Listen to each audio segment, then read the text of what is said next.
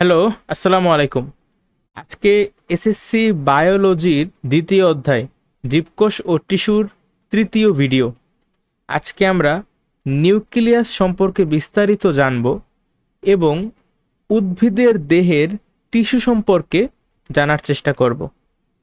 তোমরা সবাই ভিডিওটা স্কিপ না করে সম্পূর্ণ দেখো এবং অবশ্যই সাথে বই নিয়ে বসবে। প্রথমেই নিউক্লিয়াস, খেয়াল করো এখানে কি বলা আছে আমার। নিউক্লিয়াস বা যার বাংলা হিসেবে আমরা বলি কেন্দ্রিকা, তাই না? নিউক্লিয়াস বা কেন্দ্রিকা। আচ্ছা, নিউক্লিয়াস কাকে বলে? এই সংজ্ঞাটা আমাদের 1 মার্কের জন্য আসে জ্ঞানমূলক প্রশ্নে সৃজনশীলের। তাহলে সংজ্ঞাটা আমাদের পারতে হবে। দেখো বইয়ে দেওয়া আছে, এই সংজ্ঞাটা ভালোভাবে মনে রাখবা। আমি তোমাদের একবার পড়ে শোনাই যে জীবকোষের, আচ্ছা জীবকোষের, ঠিক আছে। প্রোটোপ্লাজম কি সেটা তো আমি ভালোভাবে তোমাদেরকে ব্যাখ্যা দিছি, তাই না? যে এই মনে করো একটা কোষ, এই যদি একটা কোষ হয়, এইটা মনে করো কোষ ঝিল্লি।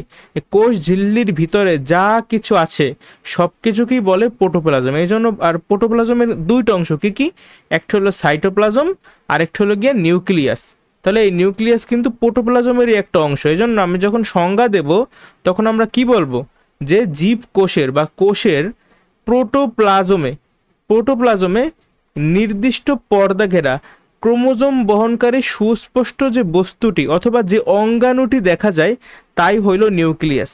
তাহলে নিউক্লিয়াস কি বলছে? নির্দিষ্ট পর্দা ঘেরা। আচ্ছা, নির্দিষ্ট পর্দা ঘেরা কথাটা দ্বারা কি বোঝায় তোমরা সবাই জানো। আমরা জানি যে নিউক্লিয়াসের বাইরে একটা আবরণ থাকে না, যেটাকে আমরা বলি নিউক্লিয়ার পর্দা অথবা নিউক্লিয়ার ঝিল্লি, ইংলিশে বলি নিউক্লিয়ার মেমব্রেন। এই পর্দায় কিন্তু ছিদ্র ছিদ্র থাকে, ঠিক আছে। আর এর ভিতরে কি থাকে? ওই যে পেঁচানো পেঁচানো ক্রোমাটিন তন্তু থাকে, নিউক্লিয় লাস থাকে, তারপর নিউক্লিয়াসের যে প্লাজমা বা নিউক্লিয় প্লাজম থাকে, এগুলো আমরা জানি মোটামুটি। তারপর আজকে আমরা একটু বিস্তারিত জানবো। তাহলে এই জন্য বলছে যে নির্দিষ্ট পর্দা ঘেরা ক্রোমোজোম বহনকারী, এই দুটো হলো আসল কথা, ঠিক আছে। সোজা কথা, কোষের নির্দিষ্ট পর্দা ঘেরা বা ক্রোমোজোম, কেউ যদি শুধু এইটা বলে যে একটি কোষের প্রোটোপ্লাজমে অবস্থিত ক্রোমোজোম বহনকারী অঙ্গাণুটি হলো নিউক্লিয়াস, তাহলে তার সংজ্ঞাটা হবে। বুঝতে পারছো? তাহলে এই দুইটা কি পয়েন্ট কিন্তু সংজ্ঞা থেকে মিস করা যাবে না, অবশ্যই বলতে হবে। আর এখানে কেউ প্রোটোপ্লাজমের জায়গায় যদি বললো সাইটোপ্লাজম, তাহলে কিন্তু হবে না। আমরা জানি, দেখো খেয়াল করো, এই মনে করো এটা কোষের ঝিল্লি, আর এই জায়গাটা মনে করো একটা নিউক্লিয়াস, ঠিক আছে। আর বাইরের নিউক্লিয়াস বাদে বাইরের যে জায়গাটা তুমি দেখতে আসো সেইটাকে আমরা বলি সাইটোপ্লাজম। এই নিউক্লিয়াস কিন্তু সাইটোপ্লাজমে অবস্থিত না, ঠিক আছে। নিউক্লিয়াসটা কোথায় অবস্থিত? প্রোটোপ্লাজমে। বুঝছো? এই কোষ ঝিল্লি দ্বারা যত কিছু আছে ঘেরাও করা, এই সব কিছুকে আমরা বলি প্রোটোপ্লাজম। আর প্রোটোপ্লাজমের একটা অংশ হইল ওই নিউক্লিয়াস। কিন্তু এই নিউক্লিয়াস কিন্তু সাইটোপ্লাজমের অংশ না। সাইটোপ্লাজম এই বাইরের এই জায়গাটা, আর এইটা হলো গিয়া নিউক্লিয়াস। আশা করি এইখানে তোমাদের কোনো সমস্যা নাই। যারা ধারাবাহিকভাবে ভিডিও দেখছো তাদের সমস্যা থাকার কথা না। আচ্ছা, এরপরে কিছু কথা বলা যে এই নিউক্লিয়াসের আকৃতি সাধারণত গোলাকারই হয়, এটা তোমরা মনে রাখবা যে গোলাকার ডিম্বাকারে বোঝাই যায়। এখন শিবকোষ এবং লোহিত রক্তকণিকায় নিউক্লিয়াস থাকে না। এখন তোমরা এই শিবকোষ সম্পর্কে জানো না, তবে আজকে অথবা কালকের লেকচারে জানবা শিবকোষ জিনিসটা কি। কিন্তু এই যে লোহিত রক্তকণিকা, আমার মনে হয় এটা সবাই জানে। লোহিত রক্তকণিকা যাকে আমরা ইংলিশে বলি আরবিসি, আরবিসির ফুল ফর্ম হইল রেড ব্লাড কর্পাসল অথবা সেল, ঠিক আছে। এইটা সম্পর্কে আমরা আগামী লেকচারে সম্ভবত জানবো অথবা তারপরের লেকচারে। এই দুই ধরনের কোষে নিউক্লিয়াস থাকে না, আর এইটা খুবই বেশি ইম্পর্টেন্ট ফর এমসিকিউ। কোথায় কোথায় থাকে না তাহলে? শিবকোষ এবং লোহিত রক্তকণিকায়, ভোলা যাবে না। এখন নিউক্লিয়াসের ভিতরে থাকে কি? ওই যে ক্রোমাটিন তন্তু থাকে। ক্রোমাটিন তন্তু মানে ক্রোমোজোম, ক্রোমোজোমের মধ্যে থাকে ডিএনএ, ডিএনএর মধ্যে থাকে জিন। আর জিন কি করে?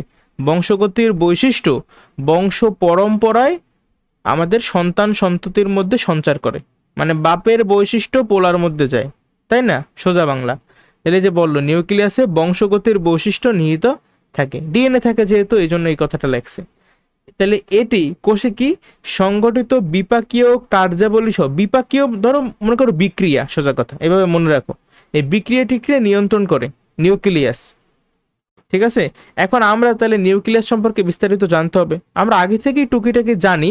প্রথমেই নিউক্লিয়াসের যে পর্দাটা থাকে সেটা সম্পর্কে জানবো, নিউক্লিয়ার ঝিল্লি বা নিউক্লিয়ার পর্দা। এই দেখছো, নিউক্লিয়াসকে ঘিরে রাখে যে ঝিল্লি সেটাই হইলো নিউক্লিয়ার ঝিল্লি, বা বুঝোই তো। আর এই ঝিল্লি বা এই পর্দার কিন্তু দুইটা স্তর থাকবে, দুইটা স্তর। আবার এই পর্দাটা কি নিয়ে তৈরি হয়েছে?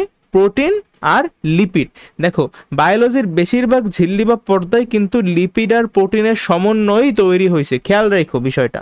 ঠিক আছে, কোষঝিল্লিতেও কিন্তু দেখছিলাম প্রোটিন আর লিপিড। ইভেন এই যে নিউক্লিয়াসের যে পর্দা সেটাও কিন্তু লিপিড ও প্রোটিনের সমন্বয়ই তৈরি হয়েছে। এই যে বললাম, এই ঝিল্লিতে কি কিছু ছিদ্র থাকে, এই ছিদ্রগুলোকে বলা হয় নিউক্লিয়ার রন্ধ্র, বা ইংলিশে বলে নিউক্লিয়ার পোর। এই ছিদ্রগুলো কেন থাকে বলো তো? সাপোজ তুমি কমন সেন্স দিয়ে কিন্তু এটার অ্যান্সার করতে পারো। এই মনে করো কোষ, এই যদি হয় নিউক্লিয়াস, এই নিউক্লিয়াসের যে পর্দাটা সেখানে ছোট ছোট কিছু ছিদ্র থাকবে। ছিদ্র থেকে লাভ কি বলো তো? যাতে এই নিউক্লিয়াসটা এই সাইটোপ্লাজমের সাথে সোজা কথা কমিউনিকেট করতে পারে। কিছু কিছু জিনিস আছে যেগুলো নিউক্লিয়াস থেকে সাইটোপ্লাজমে আসে, আবার কিছু কিছু জিনিস আছে যেগুলা সাইটোপ্লাজম থেকে নিউক্লিয়াসের ভিতরে প্রবেশ করবে।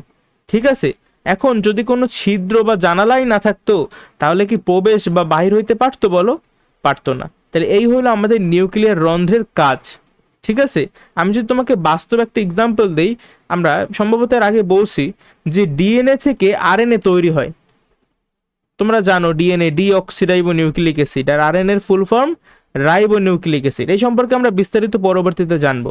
এই ডিএনএ থেকে যে আরএনএ তৈরি হয় এই প্রক্রিয়াটার নাম কি? ট্রান্সক্রিপশন। আর এই যে প্রক্রিয়াটা এটা কোথায় হয় বলো তো? তুমি তো বুঝতেই আছো যে ডিএনএ থেকে আরএনএ তৈরি হইতেছে, তাহলে ডিএনএ জিনিসটা কোথায়? এটা কি সাইটোপ্লাজমে নাকি নিউক্লিয়াসের মধ্যে? অবশ্যই নিউক্লিয়াসের মধ্যে, তাই না? ওই যে নিউক্লিয়াসের মধ্যে ক্রোমাটিন তন্তু, সেটার ভিতরেই কিন্তু ডিএনএটা থাকে। তার মানে আমার নিউক্লিয়াসের ভিতরে এই ট্রান্সক্রিপশন প্রক্রিয়াটা হইতেছে, আমার ডিএনএ থেকে আরএনএ তৈরি হইতেছে। আবার আমরা জানি এই আরএনএ থেকে কি হবে? আরএনএ থেকে প্রোটিন তৈরি হবে। আর এই প্রোটিন তৈরিতে সাহায্য করবে কি? রাইবোজোম নামে একটা অঙ্গাণু আছে, সার্বজনীন অঙ্গাণু, সেটা কিন্তু প্রোটিন তৈরিতে সাহায্য করবে। ঠিক আছে, আরএনএ থেকে প্রোটিন তৈরি হওয়ার যে প্রক্রিয়া সেটাকে আমরা বলি ট্রান্সলেশন। এখন এই ট্রান্সলেশনটা কোথায় হবে? যেহেতু এই প্রক্রিয়ায় আমার রাইবোজোমের সাহায্য লাগবে, রাইবোজোমটা কি নিউক্লিয়াসের ভিতরে থাকে নাকি সাইটোপ্লাজমীয় অঙ্গাণু হিসাবে সাইটোপ্লাজমে ভাসমান অবস্থায় থাকে? অবশ্যই সাইটোপ্লাজমে ভাসমান অবস্থায় থাকে রাইবোজোমগুলো, তাই না?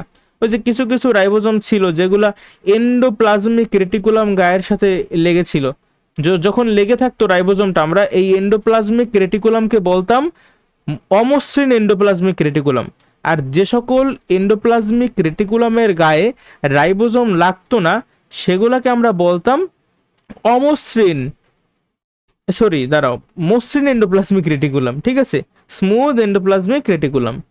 আচ্ছা, যাক, তাহলে যেহেতু রাইবোজোম সাইটোপ্লাজমের মধ্যে অবস্থিত, বাইরে অবস্থিত, তাহলে অবশ্যই আমার এই আরএনএ জিনিসটাকে নিউক্লিয়াস থেকে বাইরে আসতে হবে সাইটোপ্লাজমে।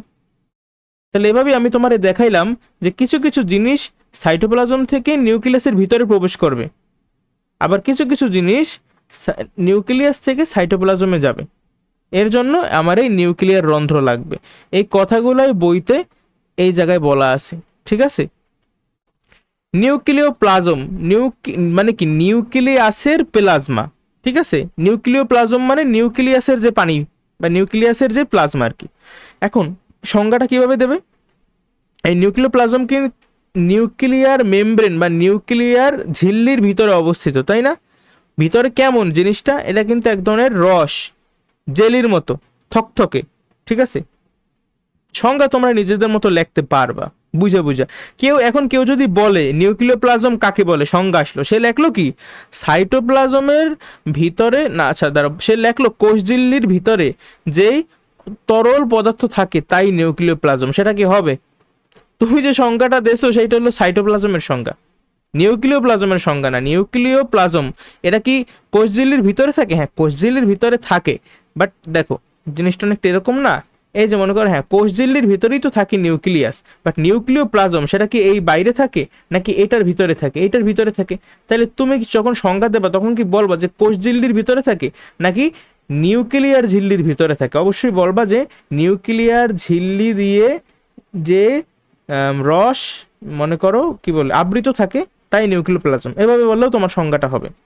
যেহেতু নিউক্লিওপ্লাজমকে বাংলায় আবার বলে কেন্দ্রিকা রস, যেহেতু নিউক্লিয়াসের বাংলা কেন্দ্রিকা, এই জন্য নিউক্লিওপ্লাজমকে বলে কেন্দ্রিকা রস। ঠিক আছে, এখন আমার জানা লাগবে এই যে নিউক্লিওপ্লাজমের মধ্যে কি থাকে, জিনিসটা থাকে এগুলো একটু মনে রাখার চেষ্টা করবো। অবশ্যই এনজাইম অথবা উৎসেচক থাকবে।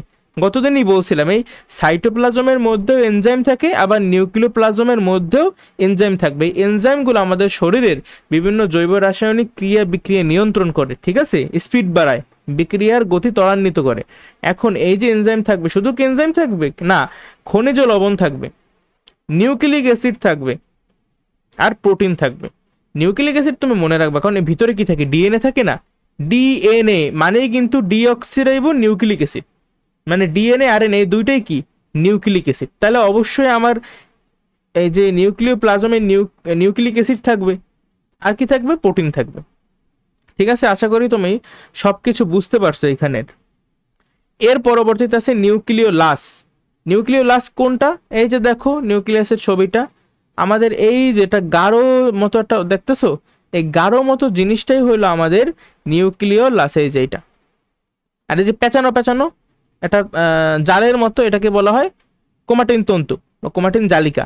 ঠিক আছে, আবার এই যে বাইরের যে পর্দাটা আমি অলরেডি পড়াই ফেলাইছি, নিউক্লিয়ার ঝিল্লি বা নিউক্লিয়ার পর্দা, আর এই যে ছিদ্র নিউক্লিয়ার রন্ধ্র। সবকিছুই আলোচনা মোটামুটি করা হয়েছে। এখন আমরা পড়তেছি নিউক্লিওলাস। ঠিক আছে, আচ্ছা দেখো নিউক্লিওলাস আমাদের কি কাজে লাগে। তো নিউক্লিওলাসের সংজ্ঞাটা তুমি কিভাবে দেবে? নিউক্লিওলাস কি সাইটোপ্লাজমে অবস্থিত নাকি নিউক্লিওপ্লাজমে অবস্থিত? একটু আগেও কিন্তু তোমাদের আমি দেখাইছি, এই যে দেখো এই জিনিসটা কোথায় অবস্থিত, এই নিউক্লিওলাসটা কিন্তু এই যে নিউক্লিওপ্লাজমে অবস্থিত। তাহলে তুমি যখন সংজ্ঞাটা দেবা, এই যে নিউক্লিওপ্লাজমের মধ্যে, সংজ্ঞাটা পুরোপুরি দেখো, প্লাজমের মধ্যে ক্রোমোজোমের সাথে সংলগ্ন, আচ্ছা ক্রোমোজোম বা ক্রোমাটিন তন্তু সম্পর্কে কিন্তু একটু আগেও বললাম, ওই যে পেঁচানো পেঁচানো তারের মতো। ঠিক আছে, সেগুলাকে একটা বিশেষ সময়ে ক্রোমোজোম নামে ডাকা হয়। কোন সময় ডাকা হয় সেটা আমি কোনো একদিন তোমাদের বলবো। যাক দেখো, আচ্ছা কোন এখনই বইলে দিই, যখন কোষ বিভাজন হয়, যেটা আমরা তৃতীয় অধ্যায় শিখব, যখন কোষ বিভাজন হয় তখনই আমরা ক্রোমোজোম দেখতে পাই বা ক্রোমাটিন তন্তুটা ক্রোমোজোমে পরিণত হয়। ঠিক আছে, এখন এই ক্রোমোজোমের সাথে সংলগ্ন মানে লাগানো অবস্থায় এই গোলাকার বস্তুকে নিউক্লিওলাস বা কেন্দ্রিকা অণু বলে। তোমার বাংলা মনে না রাখলেও সমস্যা নেই, এই মেন নামগুলো মনে রেখো, যে নিউক্লিওলাস। ঠিক আছে, সংজ্ঞাও তুমি যদি ভালোভাবে বুঝে থাকো বেসিক থেকে, তাহলে তুমি নিজেই লিখতে পারবে। তবে যে নিউক্লিওলাস কথাটা তুমি যখন শুনবা তোমার মনে পড়ে যাবে যে এটা কোথায় অবস্থিত, এটা নিউক্লিওপ্লাজমে অবস্থিত। আর এটা মনে রাখবে যে নিউক্লিওলাসের সাথে কিন্তু ওই যে ক্রোমাটিন তন্তুগুলো লাগানো অবস্থায় ছিল। ঠিক আছে, এজন্য আমি সেটাকে বলছি যে ক্রোমোজোমের সাথে সংলগ্ন। আর কি এটা কি গোলাকার নাকি চতুর্ভুজাকার? গোলাকার। ঠিক আছে, সংজ্ঞা তুমি লিখতে পারবা, জাস্ট 5-6 বার পড়েও বুঝাবো, আমি তো বুঝেই দিলাম, 4-5 বার পড়লেই তোমার মনে থাকবে। কিছু কথা এখানে এক্সট্রা আছে, যে ক্রোমোজোমের রং আগ্রাহী। আচ্ছা তোমরা কিন্তু ক্রোমোজোম সম্পর্কে এখনো জানো না, একটু পরে আমরা সে সম্পর্কে জানতে পারবো। যাই হোক, সে ক্রোমোজোমের সাথে এটা লেগে থাকে। আর নিউক্লিওলাসের ভিতর বা নিউক্লিওলাস জিনিসটা কি দিয়ে তৈরি হয়, এইটা খুবই ইম্পর্টেন্ট। এটা একদম বইয়ে স্টার্ট দিয়ে দাও, যেটির আরএনএ ও প্রোটিন দিয়ে তৈরি হয়, এটা মুখস্থ লাগবেই লাগবে। তাহলে নিউক্লিওলাসের ভিতরে কিন্তু আমাদের আরএনএ মানে এটা আরএনএ ও প্রোটিন দিয়ে তৈরি হয়, সোজা কথা। তাহলে যেহেতু এখানে আরএনএ আছে, তারপর প্রোটিন আছে, দেখো এটা কিন্তু রাইবোজোম সংশ্লেষ করে। আমরা আগে রাইবোজোম সম্পর্কে শিক্ষা আসছি, তাই না? রাইবোজোম একটা কোষীয় অঙ্গাণু। এই রাইবোজোম কি কাজে লাগতো? প্রোটিন তৈরি করতো। কিন্তু এই রাইবোজোম অঙ্গাণুটা কিভাবে তৈরি হয়েছে যদি প্রশ্ন করি, এটা যে কোথা থেকে রাইবোজোম জিনিসটা আসলো, তার উত্তর হইল নিউক্লিওলাস। নিউক্লিওলাস থেকেই রাইবোজোম সৃষ্টি হয়েছে। ভালোভাবে মুখস্থ করে ফেলা, ঠিক আছে? আচ্ছা, আর নিউক্লিওলাস ও নিজে কি দিয়ে তৈরি হয়েছে? ও তৈরি হয়েছে আরএনএ আর প্রোটিন দিয়ে। আশা করি তোমার মনে থাকবে, এটা সহজ আছে। ঠিক আছে, এর পরবর্তী পৃষ্ঠায় যাই। মেন যে জিনিসটা সবাই একটু আউলাই যায়, ক্রোমাটিন জালিকা। ঠিক আছে, জালিকা মানে হলো গিয়ে জাল।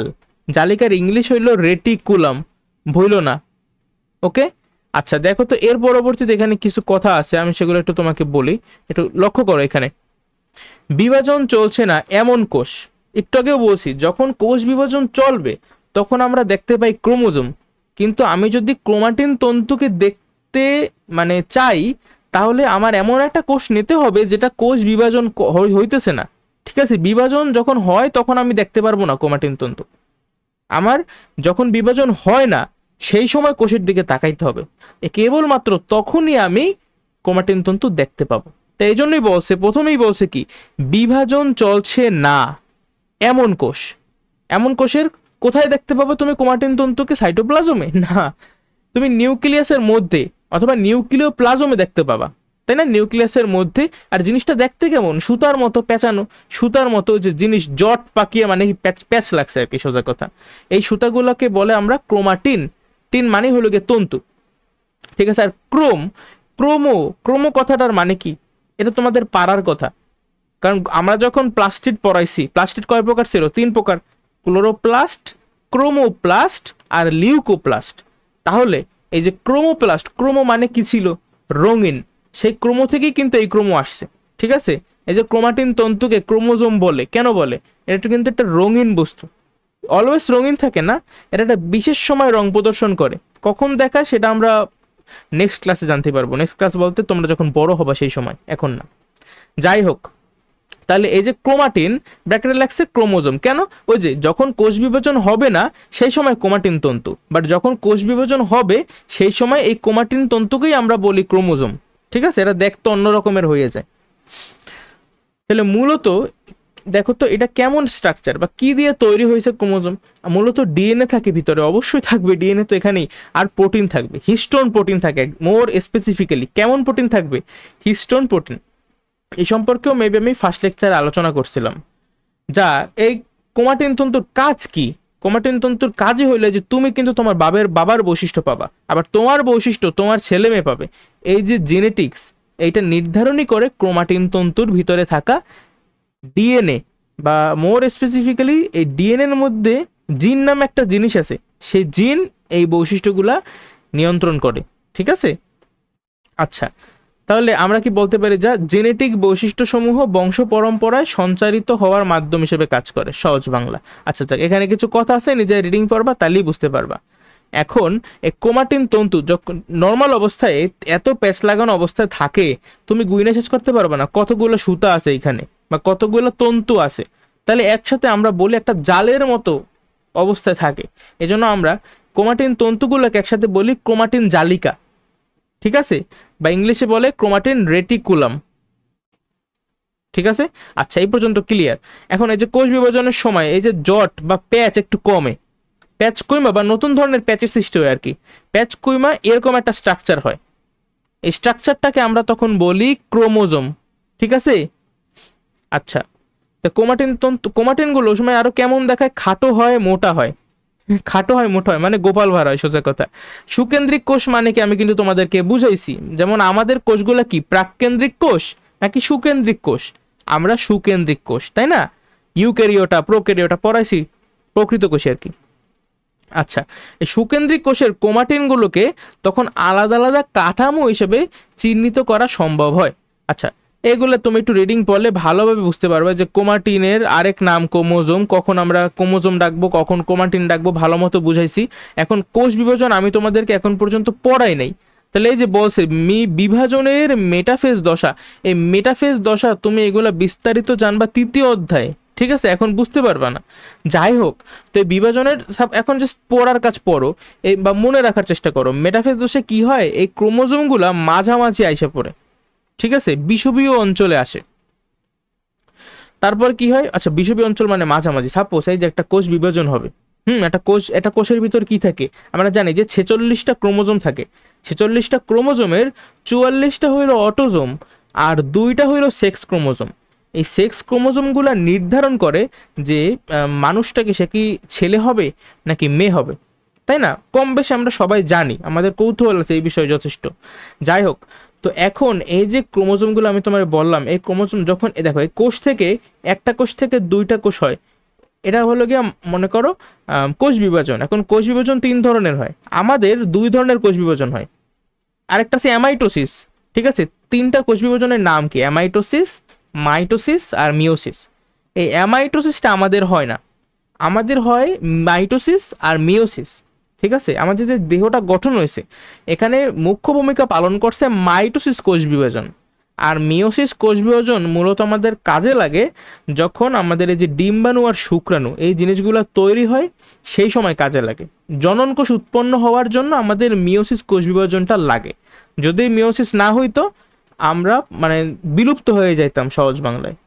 আচ্ছা, তাহলে এই যে কোষ বিভাজন, এখন আমরা মাইটোসিস কোষ বিভাজন নিয়ে কথা বলতেছি। মাইটোসিস কোষ বিভাজনে হয় কি, সাপোজ এই যে ক্রোমোজোমগুলো আমি এইভাবে আঁকি, এই ক্রোমোজোমগুলো মাঝামাঝি আসে, মাঝামাঝি আসা করে কি, এই মনে করে এটা ক্রোমোজোম, ঠিক আছে, মাঝখানে একটা জিনিস থাকে, এটাকে বলে সেন্ট্রোমিয়ার। এই সেন্ট্রোমিয়ারটা দুই ভাগে বিভক্ত হয়, দুই ভাগে বিভক্ত হইলে মনে করে এক ভাগে এই যে কোষের এক পাশে চলে আসে এক ভাগ, আর কোষের অন্য পাশে চলে আসে আরেক ভাগ। ঠিক আছে, তারপর কি হয় মনে করে একদম কোষের মাঝ বরাবর একটা পর্দার মতো আসে, তারপর দুইটা কোষ আলাদা হয়ে যায়। এভাবেই একটা কোষ থেকে দুইটা কোষ হয়।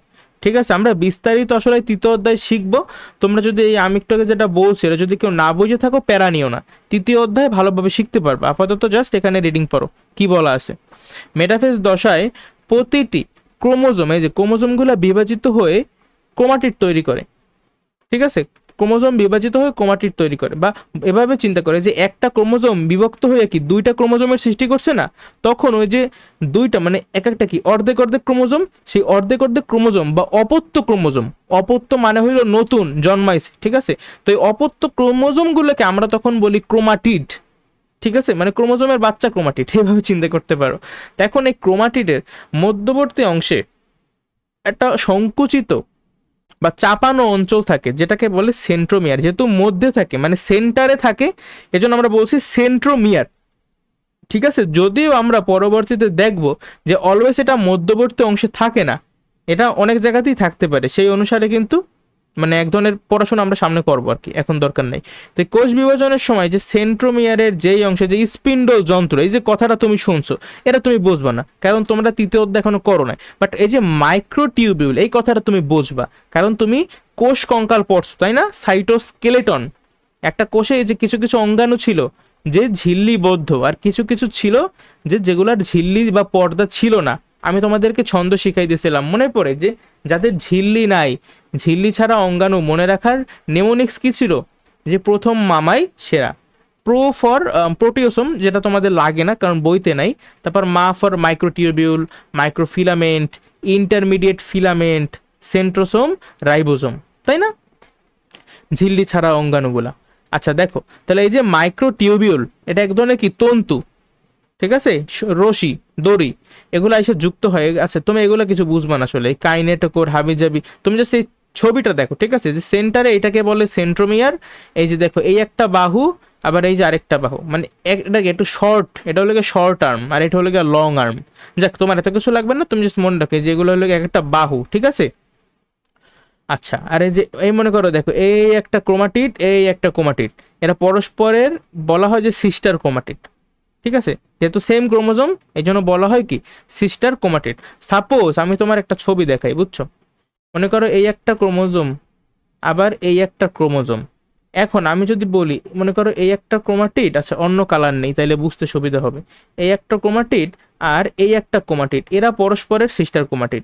আবার এই একটা ক্রোমাটিড, এই একটা ক্রোমাটিড, এরা পরস্পরের সিস্টার ক্রোমাটিড। বাট আমি যদি তোমাকে বলি যে এই দেখো এইটা, এই ক্রোমাটিড আর এই ক্রোমাটিড, এরা কি পরস্পরের সিস্টার ক্রোমাটিড? না, এরা যেহেতু ভিন্ন ক্রোমোজোমের ক্রোমাটিড, তাহলে আমরা এদেরকে বলবো নন সিস্টার ক্রোমাটিড। আবার এইটা আর এইটা, এরাও কিন্তু নন সিস্টার ক্রোমাটিড। বুঝতে পারছো? যদি সেম ক্রোমোজোমের দুইটা ক্রোমাটিড হয় এরা পরস্পরের সিস্টার ক্রোমাটিড, আর ভিন্ন ক্রোমোজোমের ক্রোমাটিডগুলোকে আমরা পরস্পরের নন সিস্টার ক্রোমাটিড বলতে পারি। এখানে অনেক জ্ঞান আছে, বাট তোমার এত কিছু দরকার নেই। এখানে এই যে কাইনেটোকোর কথাটা বলেছে, এটা তোমরা বিস্তারিত জানতে পারবা তৃতীয়ত, আমি যখন তোমাদের করাবো খুব বিস্তারিতভাবেই করানোর চেষ্টা করবো তোমাদের সিলেবাস অনুসারে। অতিরিক্ত জিনিস পড়ানোর থেকে বিরত থাকা মানে উচিত আর কি। ঠিক আছে, যে জিনিস 11-12 সেটা 11-12 শেখো, 9-10 শেখার দরকার নেই। সেন্ট্রোমিয়ারের উভয় পাশে ক্রোমাটিডের অংশ দুটি হলো, আচ্ছা এই বাহুটাও এগুলো তুমি পড়লেই বুঝতে পারবা। ঠিক আছে, নতুন আর তেমন কিছু নাই। এই প্রত্যেকটা ক্রোমাটিডই পরবর্তীতে এক একটা ক্রোমোজোম হিসেবে ধরা হবে, নতুন কোষের ক্রোমোজোম। ওকে, এই তৃতীয় অধ্যায় দেখছো, এই যখন আমরা কোষ বিভাজন শিখবো ওই সময় আমরা ভালোভাবে এগুলো বুঝতে পারবো। আচ্ছা, এখন আমাদের আজকের হট টপিক, এই টপিকটা এমন টপিক যেটা আসলে কেউ বুঝে না। টু বি অনেস্ট আমিও খুব ভালোভাবে বুঝি এমন না, কারণ এই টপিকের মানে ইনডেপথ নলেজ শুধুমাত্র তাদের আছে যারা মনে করো এই গাছপালা নিয়ে পড়াশোনা করছে 4-5 বছর। এখন আমাদের এমবিবিএস ডিগ্রিতে তো আর গাছপালা নিয়ে পড়াশোনা করায় না, তারপরেও তোমাদের বোঝানোর জন্য যতটুকু নলেজ আছে I guess that's more than enough.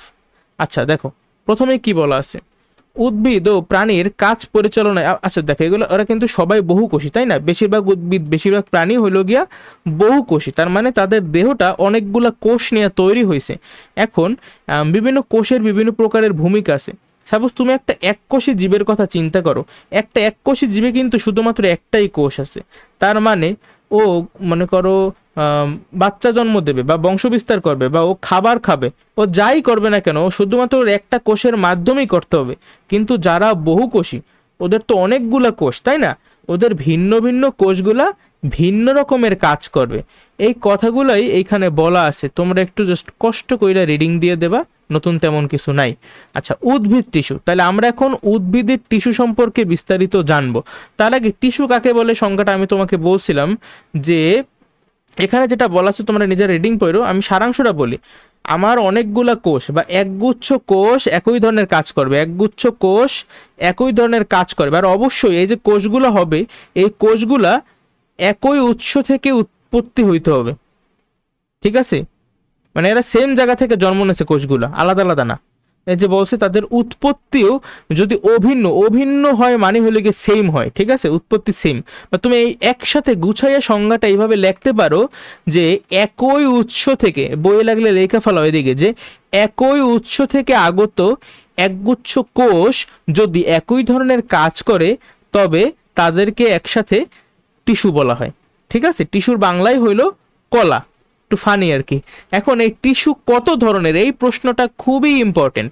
কিছু কিছু টিস্যু আছে যেগুলা বিভাজিত হইতে পারে, মানে টিস্যু তো বিভাজিত হয় না, সাপোজ এই একটা টিস্যু, ঠিক আছে, এই টিস্যু কি অনেকগুলা কোষ থাকবে না, এই টিস্যু যেই কোষগুলো নিয়ে তৈরি হয়েছে যদি সেই কোষগুলা বিভাজনক্ষম হয়, তার মানে বিভাজন করার যদি তাদের ক্ষমতা থাকে, তবে আমরা সেই টিস্যুটাকে বলবো ভাজক টিস্যু।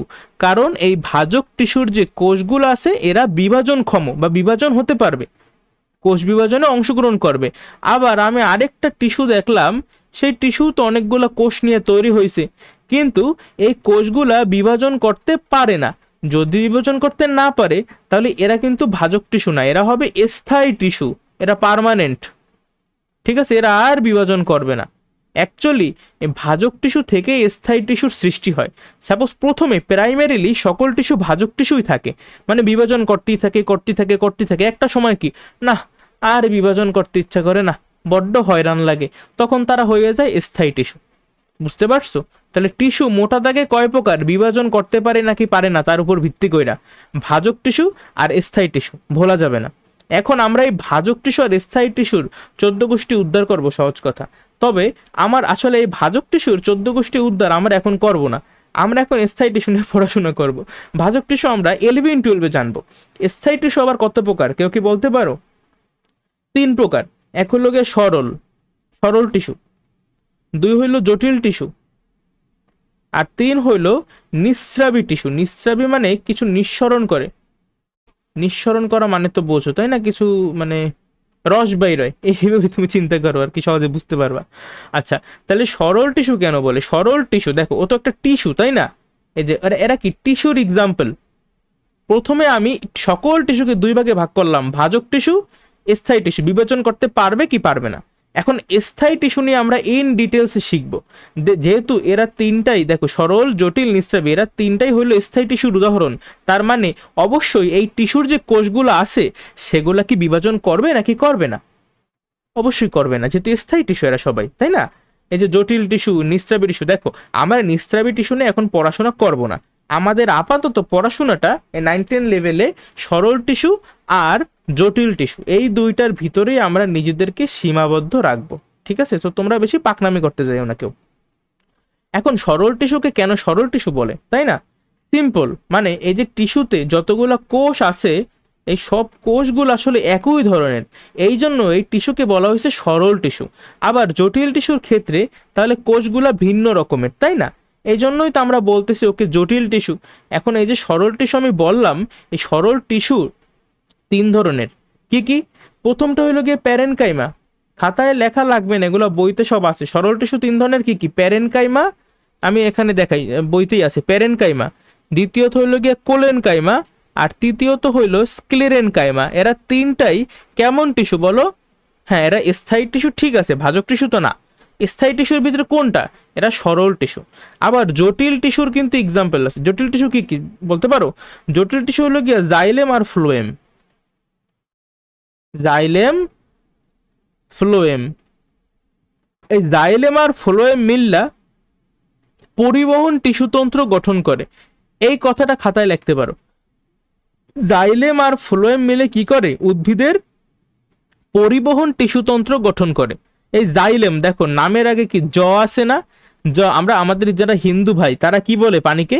তারা বলে জল, ঠিক আছে। অনেক মুসলমানরাও বলতে পারে জল, আসলে বাংলা শব্দ, ঠিক আছে। এখন এই যে জাইলেম জল, তার মানে এই যে জাইলেম টিস্যুর কাজ কি? জাইলেম টিস্যুর কাজ হলো জল পরিবহন করা। আমি সহজে এভাবে মনে রাখার তোমাদের মানে সাজেশন দিব। জাইলেম ফর জল, আর ফ্লোয়েম, ফ্লোয়েম ফর ফুড, ঠিক আছে। এই যে গাছে বা উদ্ভিদ কি করে? নিজের খাবার নিজে তৈরি করতে পারে, আমরা সবাই জানি। এখন ও যখন নিজের খাবার নিজে তৈরি করতে পারে, ওর কি লাগে বলো তো? ওর কিন্তু জল লাগবে, এছাড়াও আরো অনেক কিছুই লাগবে। তো সেই সকল কিছু এই জাইলেম টিস্যু কাজ করে, মানে ওই কাজগুলো করে জাইলেম টিস্যু। আবার এই যে উদ্ভিদের প্রত্যেকটা পাতায় পাতায়, ঠিক আছে, এই যে পানি নিল, তারপরে খনিজ লবণ নিল, নেসেসারি যত কিছু আছে সেগুলো নিল, তারপর কি হবে? প্রত্যেকটা পাতায় যেগুলাতে ক্লোরোফিল আছে, তাই না, সেখানে কি হবে? ফটোসিনথেসিস হবে বা সালোক সংশ্লেষণ হবে। পাতায় পাতায় কি করতেছে? তারপরে খাদ্য তৈরি করতেছে। এখন এই যে তৈরিকৃত খাবার, এটা কি পাতাতেই থাকবে, নাকি সারা গাছ বা সারা উদ্ভিদের প্রত্যেকটা জায়গায় আমার নিতে হবে? অবশ্যই খাবার আমার সব জায়গায় নিয়ে নিতে হবে। সেই কাজটা করে ফ্লোয়েম। তাহলে জাইলেম জল আর ফ্লোয়েম ফুড। বুঝতে পারছো? সহজে আমি এবার মনে রাখি। আর এই জাইলেম ফ্লোয়েম এই দুইটাই কিসের উদাহরণ? জটিল টিস্যুর উদাহরণ। আর সরল টিস্যুর উদাহরণ কি কি? প্যারেনকাইমা, কোলেনকাইমা আর স্ক্লেরেনকাইমা। আবার এই যে জাইলেম, ঠিক আছে, জাইলেমের মধ্যে কি কি আছে জানো? আমি তোমার যদি এখানে লিখে দিই, এই যে জাইলেম টিস্যু, এই জাইলেম টিস্যুর ভিতরে যেহেতু টিস্যু জাইলেম একটা, তাই না, টিস্যু অবশ্যই এখানে কোষ আছে, কোষ মিলেই তো টিস্যু তৈরি হয়েছে। এখানে এই জাইলেম টিস্যুতে 4 ধরনের কোষ আছে। আবার ফ্লোয়েম টিস্যু, এই ফ্লোয়েম টিস্যুতেও 4 ধরনের কোষ আছে। আমি যে তোমার লিখতেছি না, এটা একটা সামনে একটু মানে যা পড়বো আর কি আমরা এখন, সেগুলোর একটা বলতে পারো ব্লু প্রিন্ট, নীল নকশা। আমি তোমার সার সংক্ষেপ দিতেছি সবকিছুর। এই যেমন এই যে জাইলেম টিস্যুর, আচ্ছা আমি প্রথমে ফ্লোয়েমটা লিখি। ফ্লোয়েম টিস্যু যেই 4 ধরনের কোষ আছে, সেগুলো প্রথমে হইল গিয়ে সিভ কোষ। সিভ কোষও বলে, আবার অনেকে এটারে সিভ নলও বলে। দ্বিতীয়ত হইল সঙ্গী কোষ। একবার লেখলে হয় কি জিনিসটা তোমাদের মনে থাকে, তোমরা যদি খাতায় নিজেরা লেখো। 3 নাম্বার হলো ফ্লোয়েম প্যারেনকাইমা। ওই যে আমি একটু আগে যখন সরল টিস্যু পড়াইছি, দেখো স্থায়ী টিস্যুর প্রথমটা সরল টিস্যু যখন পড়াইছি, বললাম না প্যারেনকাইমা আছে। তো প্যারেনকাইমা যখন এই যে জাইলেমের ভিতর বা জটিল টিস্যুতে থাকবে, মানে ফ্লোয়েমের ভিতর থাকবে আর কি, সহজ কথা, তখন আমরা এটাকে বলি ফ্লোয়েম প্যারেনকাইমা, মানে ফ্লোয়েমের প্যারেনকাইমা, ঠিক আছে, ফ্লোয়েম প্যারেনকাইমা। লাস্টে আছে phloem fibre. Phloem fibre, fibre মানে কি? দড়ি, তন্তু, তাই না, বা রশি। আর জাইলেম টিস্যুতে যেই 4 ধরনের কোষ আছে সেগুলোর নাম কি? প্রথমেই হইল আমাদের ট্রাকিড, দ্বিতীয়ত ভেসেল, তারপর এইখানেও জাইলেম প্যারেনকাইমা। এখানে ছিল ফ্লোয়েম প্যারেনকাইমা, এখানে জাইলেম প্যারেনকাইমা। আর এখানে ছিল ফ্লোয়েম ফাইবার, আর এখানে জাইলেম ফাইবার, ঠিক আছে। এই দুইটা ঠিক আছে, আচ্ছা, মানে সমান সমান, এখানেও এটা এখানেও এটা। তাহলে আমাদের এই চ্যাপ্টার বা আজকে আমরা মূলত কি শিখবে, সব কিছুর বিস্তারিত আমাদের এখানে আলোচনা করা হয়েছে বইতে। তবে এত ইনফরমেশন আসলে আমাদের মনে থাকবে না, ঠিক আছে। এই টপিকটা এমন না যে তুমি একদিন পড়া মাস্টার হয়ে যাবা, তোমার বারবার রিভিশন দিতে হবে, তবে সব আসলে মুখস্থ করা লাগে না, ঠিক আছে। তুমি একটা কাজ করবা, আমি তোমার যে বুঝাইতেছি, তুমি এরপরে ডিরেক্ট গাইড বের করবা। গাইড থেকে এমসিকিউ গুলো সলভ করার চেষ্টা করবা এই টপিক থেকে, দেখবা যে তুমি পারতেছো কিনা, বা এক্সট্রা কোন কোন ইনফরমেশন লাগতেছে আমার এমসিকিউ সলভ করতে, ওই ইনফরমেশনগুলা বই থেকে দাগাই নেবা। এই বইয়ের সব তোমার লাগবে না, এত কিছু মনে রাখতে পারবা না তুমি, ঠিক আছে? জাস্ট ওই ইনফরমেশনগুলো দাগাবা। তারপর আমার দাগানো তো আছেই, আমি তোমার সবকিছু বোঝানোর চেষ্টা করবো। আচ্ছা, তাহলে এখন আমি তোমার নিজের মতো এই চ্যাপ্টারের একটা ওভারভিউ দিয়ে দিছি যে সরল টিস্যু কি। যে সরল টিস্যুতে দেখো যে কোষগুলো আছে সেই কোষগুলো সবাই সেম, এই জন্য সরল টিস্যু বলছি আমরা। আর জটিল টিস্যুর কোষগুলা সবাই আলাদা ধরনের হয় দেখতে, এই জন্য আমরা এটাকে বলতেছি জটিল টিস্যু।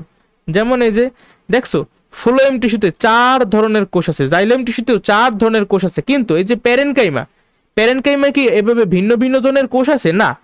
এই যে সরল টিস্যুর উদাহরণ প্যারেনকাইমা, কোলেনকাইমা, স্ক্লেরেনকাইমা, তাদের সকল কোষ সেম ধরনের। সরল টিস্যুর সংজ্ঞাই এইটা। আচ্ছা, এখন আমরা বই থেকে পড়বো। দেখো বইয়ে কি বলা আছে, এই যে ভাজক টিস্যু আর স্থায়ী টিস্যু, তাই না? যেগুলো যে সকল টিস্যু বিভাজন হতে পারে সেগুলো ভাজক টিস্যু, আর যেই টিস্যুর কোষগুলো বিভাজন হতে পারে না সেগুলো স্থায়ী টিস্যু। দেখো ভাজক টিস্যুর কোষগুলো বিভাজনে সক্ষম, টিস্যু বিভাজনে সক্ষম না, কোষগুলো। এই ভাজক টিস্যু যেই কোষগুলো দিয়ে তৈরি হয়েছে সেই কোষগুলো বিভাজনে সক্ষম। আবার স্থায়ী টিস্যুতেও এই কোষগুলো বিভাজন হতে পারে না বা বিভাজিত হতে পারে না। স্থায়ী টিস্যু এই যে 3 ধরনের বলছি না, সরল, জটিল আর নিঃস্রাবী অথবা ক্ষরণকারী টিস্যু। এখানে আমরা এই নিঃস্রাবী বাদ আমরা পড়ব না, আমরা শুধু সরল আর জটিল নিয়ে আলোচনা করবো এই চ্যাপ্টারে। সরল বা সিম্পল টিস্যু কি, যেই স্থায়ী, দেখো বলছে কি যে টিস্যু না, বলছে যে স্থায়ী টিস্যু। এখন কেউ যদি সংজ্ঞা লেখার সময় বলে যেই ভাজক টিস্যু, তাহলে কিন্তু সংজ্ঞাটা হবে বলো, এই সরল টিস্যু কি ভাজক টিস্যু? সরল টিস্যু তো স্থায়ী টিস্যুর মানে 3টা যে ভাগ আছে সেই ভাগের মধ্যে একটা হলো সরল টিস্যু। তাহলে এই জন্য কিন্তু সরল টিস্যুর সংজ্ঞা দেওয়ার সময় তারা বলছে যে স্থায়ী টিস্যুর, যে স্থায়ী টিস্যুর সকল কোষ বা প্রত্যেকটা কোষ অভিন্ন, অভিন্ন মানে সেম বা সমান। কি কোন দিক দিয়ে সমান? আকার আকৃতি চেহারার দিক দিয়ে সমান, গঠনের দিক দিয়ে সমান, তবেই আমরা সেই টিস্যুকে বলবো সরল টিস্যু। সরল টিস্যু কত কি আছে 3 ভাগে ভাগ করা হয়েছে এই টিস্যুকে। এগুলো কিন্তু কোষ না, ঠিক আছে? প্যারেনকাইমা কোষ না, এগুলো টিস্যু। সরল টিস্যুকে আরো 3 ভাগে ক্লাসিফাই করছে, প্যারেনকাইমা টিস্যু, কোলেনকাইমা টিস্যু আর স্ক্লেরেনকাইমা টিস্যু। ওকে, এখন প্যারেনকাইমা এই জিনিসটা আবার কি, এদের মধ্যে খুব সূক্ষ্ম পার্থক্য আছে। আমি পাশে ছবিটাও আঁকাইছি, দেখো এই যে ছবিটা, এদের কিন্তু দেখতে অনেকটা গোল গোল লাগতেছে, ঠিক আছে? আবার দেখো মনে করো এই একটা কোষ, আচ্ছা দেখো তো এখানে কি বলছে, কোষ প্রাচীরকে, এই যে বাইরের যে সবুজ লেয়ারটা এইটা হলো কোষ প্রাচীর, বোঝাই যাইতেছে। আর ভিতরে যেটা আছে সে যে পানি এটাকে কি বলবো আমরা? সাইটোপ্লাজম। আবার এই যে গোল্লা, সাইটোপ্লাজমের ভিতরে যে গোল্লাটা, এই গোল্লাটার নাম কি? অবশ্যই নিউক্লিয়াস, তাই না? আবার এই যে 2টা কোষ, এই একটা কোষ, এই একটা কোষ, এই যে কোষগুলোর মধ্যে একটা ফাঁকা আছে, দেখছো একটা ফাঁকা, এটাকে বলা কি? এই যে আন্তঃকোষীয় ফাঁক, তার মানে 2টি কোষের মধ্যবর্তী ফাঁক। অন্ত না কিন্তু, আন্তঃকোষীয় ফাঁক। এই যে দেখো এই একটা স্পেস, এই একটা স্পেস, এই একটা স্পেস, দেখতে পাইতেছো? এগুলো আন্তঃকোষীয় ফাঁক। আশা করি কোনো সমস্যা নাই। এখন এই দেখো বইয়ে কি বলা, উদ্ভিদের সব অংশে এদের দেখতে পাওয়া যায়। আচ্ছা বুঝলাম, এই টিস্যুর কোষগুলো অবশ্যই হবে জীবিত। কেমন? জীবিত হতেই হবে আমার, জীবিত হবে। আর জীবিত মানে আমার প্রোটোপ্লাজম দিয়ে পূর্ণ থাকবে। দেখো এখানে তুমি প্রোটোপ্লাজম আছে না, এই যে প্রোটোপ্লাজমের মধ্যে যে নিউক্লিয়াসটা ভাসে রয়েছে, আচ্ছা প্রোটোপ্লাজম দিয়ে পূর্ণ থাকবে, জীবিত থাকবে, আর সমবেশীয়, মানে এটা অনেকটা বৃত্তাকার টাইপের, বুঝছো? দেখো সমবেশীয়, সবার ব্যাস কিন্তু অনেকটা মোরালেস সমান টাইপের। আচ্ছা, আর সব থেকে স্ট্রং কি পয়েন্ট যেটা, সেটা হলো এই যে পাতলা প্রাচীরযুক্ত। এইটা খুব মানে এইখানে একটা দাগ দেবা বইতে, পাতলা প্রাচীরযুক্ত। কারণ আমরা পরবর্তীতে কোলেনকাইমা আর স্ক্লেরেনকাইমা যখন পড়বো তখন দেখবো যে এদের প্রাচীরটা তো পাতলা না, বাট প্যারেনকাইমা পাতলা। এবার মনে রাখবা প্যারেনকাইমা পাতলা, ঠিক আছে? আচ্ছা, এটা কলম দিয়ে লিখে ফেলে, তোমরা মনে রাখবে এভাবে, প্যারেনকাইমা পাতলা, কোষ প্রাচীরটা পাতলা। ওকে, কোন পর্যন্ত গেছিলাম আমরা? এই টিস্যুতে যে আন্তঃকোষীয় ফাঁক দেখা যায়, অবশ্যই যাবে ছবি থেকে। তুমি এই ছবিটা তোমার মেমোরির মধ্যে সেভ করো, তাহলে সব থেকে ভালো হয়। এই ছবি যার মেমোরিতে মুখস্থ সে কিন্তু জানে যে এই কোষগুলো অবশ্যই জীবিত। কেন? কারণ এখানে এই যে প্রোটোপ্লাজম দিয়ে পূর্ণ, আবার এই যে কোষগুলোর মধ্যে কি আন্তঃকোষীয় ফাঁক আছে, সমবেশীয়, সব তুমি লিখতে পারবা। আর কোষ প্রাচীরটা অবশ্যই হবে পাতলা, তুমি দেখতেই পাইতেছো। কোষ প্রাচীর আর পাতলা তো বুঝলাম, বাট কোষ প্রাচীর কি দিয়ে তৈরি হয়? এটা আমরা জানি সেলুলোজ দিয়ে তৈরি হয়। যদিও এর উপর কে যে কোষ প্রাচীরের আমরা গঠন সম্পর্কে জানছি একদম প্রথম ক্লাসেই, মাঝখানে থাকে মধ্যপর্দা, তারপর প্রাথমিক প্রাচীর, সেকেন্ডারি প্রাচীর বা গৌণ প্রাচীর, তাই না? আচ্ছা, সেলুলোজের উপরে কিন্তু লিগনিন, পেকটিন, সুবেরিন এগুলো লাগে। বাট প্যারেনকাইমার ক্ষেত্রে দেখো শুধুমাত্র বলছে কি সেলুলোজ দিয়ে তৈরি হয়, অন্য কোনো কিছুর কথা কিন্তু বল না এইখানে। তাহলে এই লাইনটা তোমার মুখস্থ রাখতে হবে বা মনে রাখতে হবে। কোষ প্রাচীর কি? কোষ প্রাচীর পাতলা, আর কি দিয়ে তৈরি? জাস্ট সেলুলোজ, আর কিছু না। এখন এই যে প্যারেনকাইমার টিস্যু, এই প্যারেনকাইমার টিস্যুর যে কোষগুলা, সে কোষে যদি ক্লোরোপ্লাস্ট থাকে, এই ক্লোরোপ্লাস্ট যদি থাকে তাহলে ও কি নিজের খাবার নিজে প্রস্তুত করতে পারবে, তাই না? ক্লোরোপ্লাস্ট মানে কি? প্লাস্টিড, এক ধরনের প্লাস্টিড, সবুজ রঙের আর কি। এই ক্লোরোপ্লাস্ট থাকা মানেও সালোক সংশ্লেষণ করতে পারবে। তাহলে এমন কোষ যেই প্যারেনকাইমার কোষগুলোতে ক্লোরোপ্লাস্ট থাকে তাদের আমরা একটু স্পেশাল নাম দিয়ে দিছি, কারণ ওদের একটু প্রায়োরিটি দিতে হবে। দেখ বাবা, ভিআইপি, ওরা নিজেদের খাবার নিজেরা তৈরি করতে পারে, তাই না? আচ্ছা, তো তাদের আমরা বলবো যেহেতু ক্লোরোপ্লাস্ট আছে এই জন্য আমরা বলবো ক্লোরেনকাইমা। খেয়াল করো, এটা কিন্তু কোলেনকাইমা না। কোলেনকাইমা কিন্তু এই যে এইটা কোলেনকাইমা, মানে সরল টিস্যু তিন ধরনের, প্যারেনকাইমা, কোলেনকাইমা, স্ক্লেরেনকাইমা। বাট আমরা এখন পড়তেছি প্যারেনকাইমা। এই প্যারেনকাইমার কোষগুলোই যাদের মধ্যে ক্লোরোপ্লাস্ট আছে তাদেরকে আমরা বলি ক্লোরেনকাইমা। ওকে। আবার জলজ উদ্ভিদ আছে কিছু কিছু, সেগুলোতে কি বড় বড় এই যে বায়ু কুঠুরি, এয়ার চেম্বার, এই বায়ু কুঠুরির ভিতরে বাতাস থাকে আর কি, এই বায়ু কুঠুরিযুক্ত প্যারেনকাইমা আছে, সেগুলোকে আমরা বলি, দেখো বায়ু কি এয়ার না, এজন্য আমরা বলি এরেনকাইমা। প্যারেনকাইমা থেকে এসে গেল এরেনকাইমা, এরা কিন্তু সবাই প্যারেনকাইমা। আমরা পড়তে এসে এখন প্যারেনকাইমা, আমরা কোলেন আর স্ক্লেরেন এখনো ধরেই নাই, ঠিক আছে? এই প্যারেনকাইমার মধ্যেই আছে ক্লোরেনকাইমা। ক্লোরেনকাইমা কখন? ওই যে ক্লোরোপ্লাস্ট যুক্ত যদি থাকে। আবার এরেনকাইমা কখন? জলজ উদ্ভিদে বড় বড় বায়ুকুঠুরি যুক্ত প্যারেনকাইমাকে আমরা এরেনকাইমা বলি। তাহলে এই পর্যন্ত আমি যে পড়াইলাম, তোমাদের কি কারো কোনো সমস্যা আছে? যদি সংজ্ঞা আসে এরেনকাইমা কাকে বলে, ক্লোরেনকাইমা কাকে বলে, পারবা না? এই যে সব এখানে দেওয়া আছে, যে ক্লোরোপ্লাস্ট বিশিষ্ট প্যারেনকাইমাকেই বলা হয় ক্লোরেনকাইমা, এভাবেই লিখবা তুমি। এখন তাহলে প্যারেনকাইমা টিস্যুর যদি বলে কাজ কি কি প্রধান, দেখো প্রধান কাজ তুমি এইভাবে মনে রাখবা যে খাবার, খাবার এই শব্দটা মনে রাখবা, তাইলেই তুমি সব পারবা। কিভাবে? খাবার কি করতে হবে? প্রথমে তোমার প্রস্তুত করতে হবে, তাহলে প্রস্তুত করবা, এই প্রস্তুত করবে প্যারেনকাইমা, খাদ্য প্রস্তুত করবে। আর কি কি করবে? প্রস্তুত করে কি তুমি বসে থাকবা? বা খাবার বানাইয়া তুমি অবশ্যই খাবা। তো খাবার কিভাবে? খাবারটা তোমার মানুষের প্লেটে প্লেটে দিয়ে দিতে হবে, তার মানে খাদ্যদ্রব্য পরিবহন করা। আবার তুমি কি যতখানি রান্না করছো সব একসাথেই খাবা? দুপুরে খাই ফেলবা, নাকি রাত্রের জন্যও রাখবা? তাহলে খাদ্য সঞ্চয় করা। আর এক্সট্রা জাস্ট এই যে খাবারটা তুমি খাইলে এখন কি হবে? তোমার দেহ গঠন হবে, তাহলে দেহ গঠন করা। তো এইভাবে কিন্তু আমরা গল্পের মাধ্যমে প্যারেনকাইমার টিস্যুর কাজগুলো মনে রাখতে পারি। প্যারেনকাইমা, কোলেনকাইমা, স্ক্লেরেনকাইমা, এই তিনটা মনে রাখা যায়, কোনো সমস্যা হয় না। ঝামেলা বাজে যখন জাইলেম আর ফ্লোয়েম পড়ি, কারণ ওই সময় এত আউল হয়ে যায় আর কি পোলাপান। যাক, তাহলে প্যারেনকাইমাতে তোমাদের কি আর কারো কোনো সমস্যা আছে বলো? আশা করি নাই, ভালোভাবে বুঝতে পারার কথা। এর পরবর্তীতে দেখো আছে কোলেনকাইমা, সরল টিস্যুর 2 নাম্বারটা আমরা এখন পড়তেছি, 1 নাম্বারটা কমপ্লিট। এখন কোলেনকাইমা, কোলেনকাইমা সম্পর্কে আমার কি কি না জানলেই নয়। দেখো এটা বিশেষ ধরনের প্যারেনকাইমা কোষ, একটা স্পেশালাইজড প্যারেনকাইমা, মানে কিছু কিছু প্যারেনকাইমা কোষে কিছু জিনিস ঘটে, কিছু মডিফিকেশন হয়, এজন্যই বলছে যে বিশেষ ধরনের প্যারেনকাইমা কোষ। বুঝতে পারছো? বিশেষ মানে প্যারেনকাইমা কোষগুলোই একটু চেঞ্জ হয়, কিছু তাদের মিউটেশন হয়, এর মাধ্যমে এরা কোলেনকাইমা তৈরি করে বা কোলেনকাইমায় পরিণত হয়, ঠিক আছে? তাহলে কোলেনকাইমা, এই যে কোলেনকাইমা টিস্যু, এই টিস্যুর যে কোষগুলা, সে কোষের যে কোষ প্রাচীর আছে, সেই কোষ প্রাচীরগুলা কেমন হবে? কোষ প্রাচীর কি পাতলা হবে? না, কোষ প্রাচীর এখানে একটা কথা বলা, পুরু। পুরু মানে হইলো মোটা, ঠিক আছে? পুরু শক্ত, মোটা শক্ত। শক্ত কেন হয়েছে? কারণ এখানে পেকটিন জমা হয়েছে, মনে আছে? কোষ প্রাচীরেও আমি কিন্তু পড়েছিলাম যে পেকটিন, লিগনিন, সুবেরিন এগুলো জমা হয়।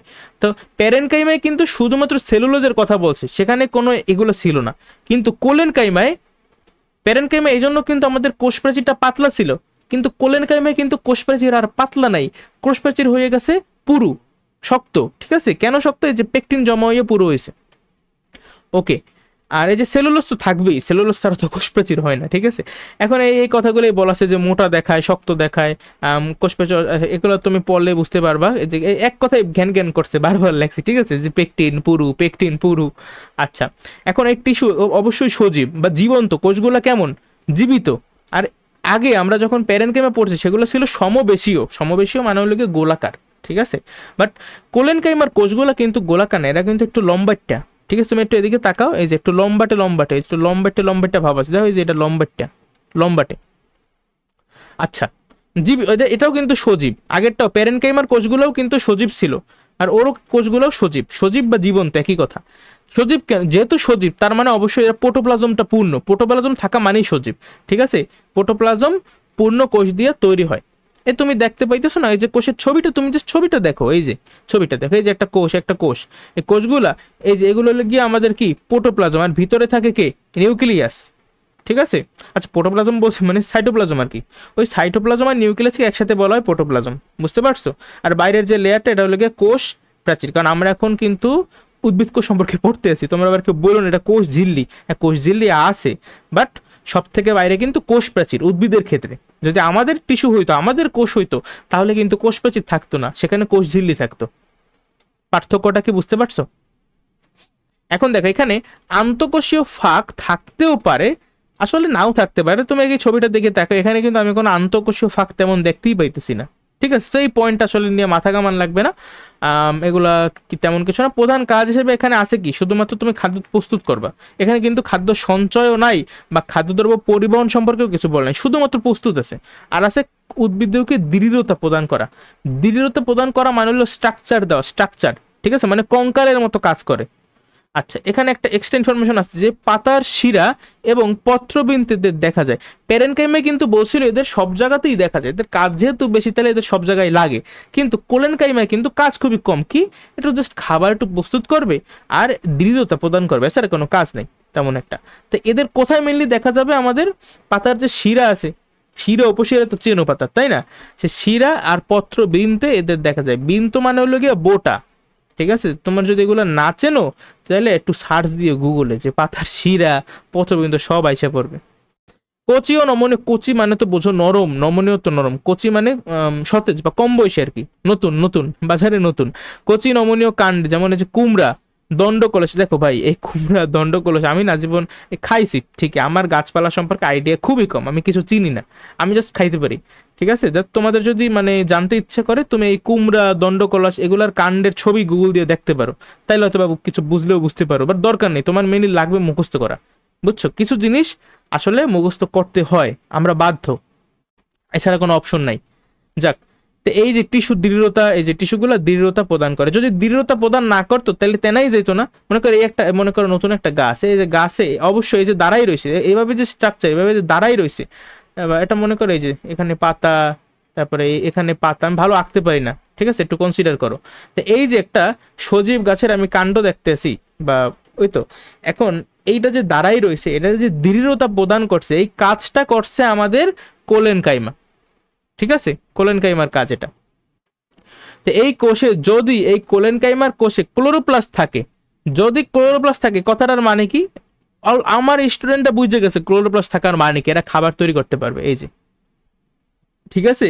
তাই এই যে বললাম যে কোলেনকাইমার দুইটা কাজ, কাজ দিয়ে তুমি মনে রাখবা কি কি, খাদ্য প্রস্তুত কখন করতে পারবে, যদি আমার কোলেনকাইমার কোষগুলোতে ক্লোরোপ্লাস্ট থাকে, তখন আমি খাদ্য প্রস্তুত করতে পারবো। আর দৃঢ়তা প্রদান করে, অর্থাৎ এই যে দেখো, একটা কচি বা নমনীয় একটা কাণ্ডে কিন্তু আমার আমার কোলেনকাইমা থাকতে হবে, নাহলে তো কাণ্ডটা এরকম পড়ে যাবে, এভাবে দাঁড়াই থাকতে পারবে যদি কেউ দৃঢ়তরে প্রদান না করে, পারবে না। আর এই প্রদান করার কাজটাই করে কোলেনকাইমা। আচ্ছা, এখানে তোমাদের কি কোনো সমস্যা আছে বলো? আশা করি নাই। এর পরবর্তী সরল টিস্যুটা কে বলো তো? সরল টিস্যু তিনটা, তাই না, প্যারেন, কোলেন আর স্ক্লেরেন। আমরা প্যারেন কোলেন পড়ে ফেলাইছি, এখন স্ক্লেরেন। আচ্ছা দেখো, খুবই সহজ। এই টিস্যুর কোষগুলা শক্ত, কোলেনকাইমার আমাদের কিন্তু কোলেনকাইমার একটু শক্ত টাইপেরই ছিল, ওই যে পুরু বলছিল না, কোষ প্রাচীরটা পুরু, ওটাও কিন্তু একটু লম্বাটে ছিল, এটাও কিন্তু, এটা কিন্তু একটু লম্বাটে না, এটা অনেক লম্বা। তুমি এই যে ছবিটা দেখো স্ক্লেরেন কাইমার, এইটাও একটা স্ক্লেরেন কাইমা, এটা একটা স্ক্লেরেন কাইমা, ঠিক আছে। স্ক্লেরেন কাইমা আবার দুই ধরনের আছে আর কি, আমরা একটু পরে দেখবো। খেয়াল করো, তাহলে এখানেও কিন্তু কোষ প্রাচীরটা পুরু, পাতলা কিন্তু না, পাতলা শুধুমাত্র প্যারেনকাইমা। কোলেনকাইমা স্ক্লেরেনকাইমা এই দুই জায়গাতেই কোষ প্রাচীরটা পুরু বা মোটা, আর কোষগুলা শক্ত টাইপের। তবে কোলেন বা প্যারেন আর কোলেন এই প্রথম দুইটা কিন্তু আমার কোষগুলা জীবিত ছিল, প্রোটোপ্লাজম দ্বারা পূর্ণ ছিল, কিন্তু এইখানে প্রোটোপ্লাজম বিহীন, প্রোটোপ্লাজম নাই, তার মানে ও কিন্তু জীবিত না। কি কোষগুলা কি জীবিত হবে? কোষগুলা কিন্তু জীবিত হবে না, কোষগুলা মৃত কোষ হবে, মৃত কোষ। প্রথম প্রাথমিক অবস্থায় কোষগুলা প্রোটোপ্লাজম ছিল, কিন্তু সেগুলো নষ্ট হয়ে যায়, ফলে প্রোটোপ্লাজম বিহীন হয়ে যায়, অর্থাৎ মৃত কোষে পরিণত হয়, ঠিক আছে। স্ক্লেরেন কাইমা তো একটা টিস্যু, সরল টিস্যু। এই সরল টিস্যুর যে কোষগুলো আছে, এই কোষগুলা প্রোটোপ্লাজম বিহীন হয়ে যায়, অর্থাৎ মৃত কোষে পরিণত হয়। তো কোষগুলা দুই ধরনের হয়। স্ক্লেরেন কাইমা টিস্যুর যে কোষগুলো আছে, এই কোষগুলা কত প্রকার? দুই ধরনের আছে, এইটা ইম্পর্টেন্ট। কোষগুলা দুই ধরনের, কি কি? একটা ফাইবার আর একটা হলো গিয়ে স্ক্লেরাইড। এই যে প্রথম এইটা হলো গিয়ে ফাইবার আর এইটা হলো গিয়া স্ক্লেরাইড। এগুলো আমরা বিস্তারিত এই পরবর্তী পৃষ্ঠায় জানবো। আর এর প্রধান কাজ কি? এর প্রধান কাজও দৃঢ়তা প্রদান করবে। আর এক্সট্রা এখানে কিন্তু খাদ্য প্রস্তুতের কোনো বিষয় নাই, মানে এখানে কিন্তু ক্লোরোপ্লাস্ট থাকবে না, কোনো কোষেই ক্লোরোপ্লাস্ট থাকবে না কখনো। প্যারেনকাইমা কোলেনকাইমাতে কিন্তু কখনো কখনো ছিল, বাট স্ক্লেরেনকাইমায় কখনো থাকবে না। কোলেনকাইমা কি দৃঢ়তা প্রদান করতো, প্যারেনকাইমাও মানে স্ক্লেরেনকাইমাও কিন্তু দৃঢ়তা প্রদান করে। আরেকটা কাজ করে কি? পানি ও খনিজ লবণ পরিবহন করা। তাহলে দৃঢ়তা প্রদান আর পানি খনিজ লবণের পরিবহন। আমরা যখন কোলেনকাইমা পড়ছিলাম, কোলেনকাইমা কিন্তু খাদ্য প্রস্তুত করত আর দৃঢ়তা প্রদান করত, কিন্তু স্ক্লেরেনকাইমা খাদ্য প্রস্তুত করবে না, ও দৃঢ়তা প্রদান করবে, আর ওই যে খাবারটা তৈরি করছে সে খাবারটা মানে পানি আর খনিজ লবণ পরিবহন করবে আর কি, সোজা কথা, ঠিক আছে। মানে খাদ্য প্রস্তুতিতে বলতে পারো সাহায্য করবে। ওকে, তাহলে এখানে কারো কোনো ডাউট আছে কিছুতে? এখানে কিন্তু যে লিগনিন বল, ও ভালো কথা। আমাদের কোলেনকাইমা কোষপ্রাচীরটাতে শক্ত হয়েছিল, সেখানে কিন্তু পেকটিন জমা হয়েছিল। কোষপ্রাচীর সেলুলোজ দিয়ে তৈরি, সেটা প্যারেনকাইমা হোক, কোলেনকাইমা হোক আর স্ক্লেরেনকাইমা হোক, তুমি যেই সরল টিস্যুর কোষই নেও না কেন, সকল কোষপ্রাচীর সেলুলোজ দ্বারা তৈরি। তবে প্যারেনকাইমা কোষপ্রাচীরটা ছিল পাতলা। কোলেনকাইমা টিস্যুর যে কোষগুলো আছে, সে কোষ প্রাচীর মানে কোষগুলার কোষ প্রাচীর পাতলা না, সেটা মোটা হয়। কেন মোটা হয়? কারণ সেখানে পেকটিন জমা হয়। আর স্ক্লেরেনকাইমা টিস্যুর কোষগুলার কোষ প্রাচীরও মোটা হবে, কিন্তু এখানে কিন্তু পেকটিন জমা হয় না, এখানে লিগনিন জমা হয়। এই কথাটা মনে রাখবা, কি জমা হয়? লিগনিন জমা হয়, লিগনিন যুক্ত। ওকে, তাহলে কোলেনকাইমা আর স্ক্লেরেনকাইমার মধ্যে মেইন পার্থক্য কি? দেখো, দুই জায়গায় কোষ প্রাচীরটা শক্ত বা পুরু, কিন্তু শক্ত হওয়ার কারণটা ভিন্ন। এক জায়গায় পেকটিন, আরেক জায়গায় লিগনিন। আবার কোলেনকাইমা কিন্তু জীবিত কোষ ছিল, কিন্তু স্ক্লেরেনকাইমা টিস্যুর যে কোষগুলা সেগুলো মৃত, মানে প্রোটোপ্লাজম থাকবে না। তবে কোলেনকাইমায় কিন্তু প্রোটোপ্লাজম ছিল। তো এই যে এবার এগুলো এভাবে টেকনিক দিয়া কিছু পয়েন্ট, কি পয়েন্ট মনে রাখবা, কি পয়েন্টগুলো আমি তোমার শিখাই দিই। মনে করো কোষ প্রাচীরটা কেমন, তুমি কোষ প্রাচীরের কথা প্রথমে ভাববা, তারপরে ভাববা এটা জীবিত কিনা, কোষগুলা জীবিত কিনা। জীবিত মনে থাকলেই তুমি লিখতে পারবা যে প্রোটোপ্লাজম পূর্ণ কিনা।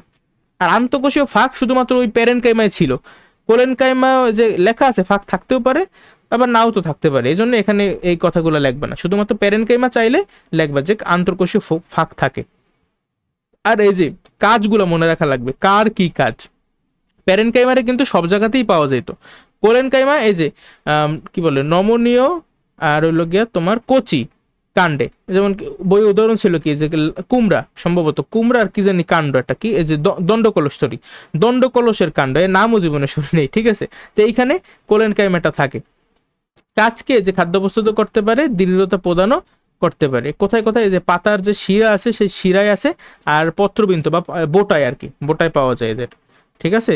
আর স্ক্লেরেনকাইমা সম্পর্কে আছে এমন কিন্তু কিছু বলা নাই যে এইখানে স্ক্লেরেনকাইমা পাওয়া যায়, এই কথাটা আমাদের বইতে বলা নাই।